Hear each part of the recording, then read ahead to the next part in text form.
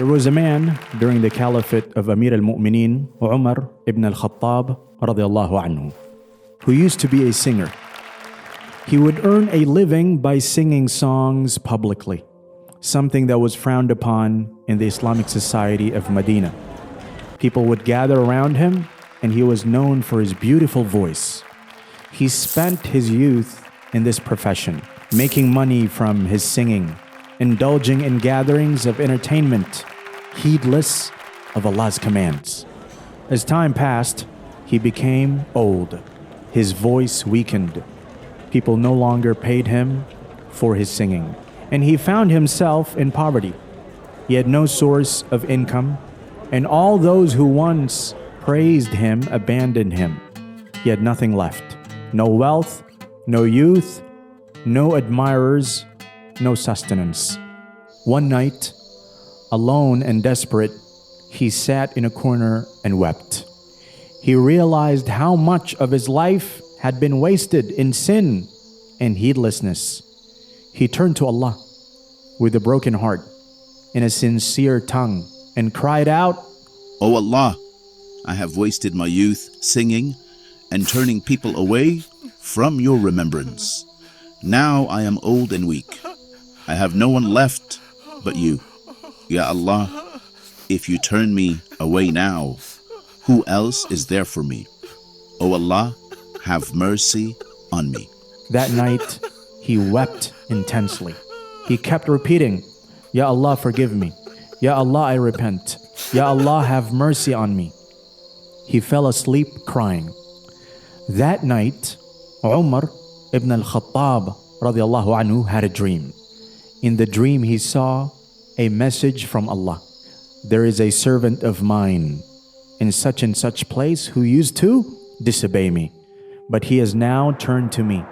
Go to him and fulfill his needs.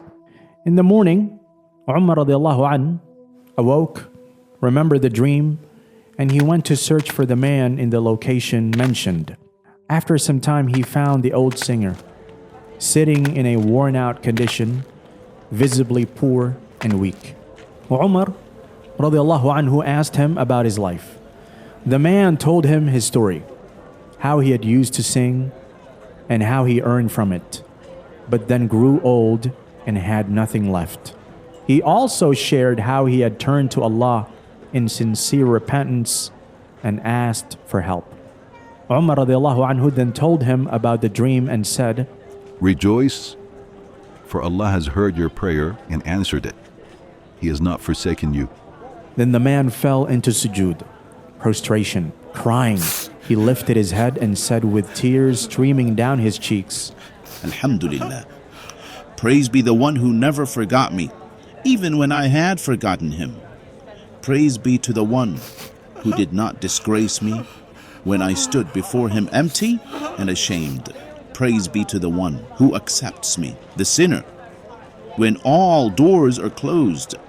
O Allah, you are the most merciful of those who show mercy. Umar radiallahu anhu, seeing this sincerity, arranged for the man to receive a regular allowance from the Baytul Mal, public treasury, ensuring he would never go hungry again for the rest of his life. O Muslims, how often do we delay repentance? How many of us think, I will turn back to Allah when I'm older, when I have time, when I'm ready? This man was a singer. He used his voice in disobedience, yet one sincere dua, made in humility and brokenness, was enough to change his destiny. The Prophet ﷺ said, Allah stretches out his hand at night to accept the repentance of the one who sinned during the day, and he stretches his hand during the day to accept the repentance of the one who sinned at night. Brothers and sisters in Islam, no matter how far you've gone, the door of repentance is open. As long as your soul has not reached your throat and the sun has not risen from the west, Allah is waiting. Yes, waiting for you to return.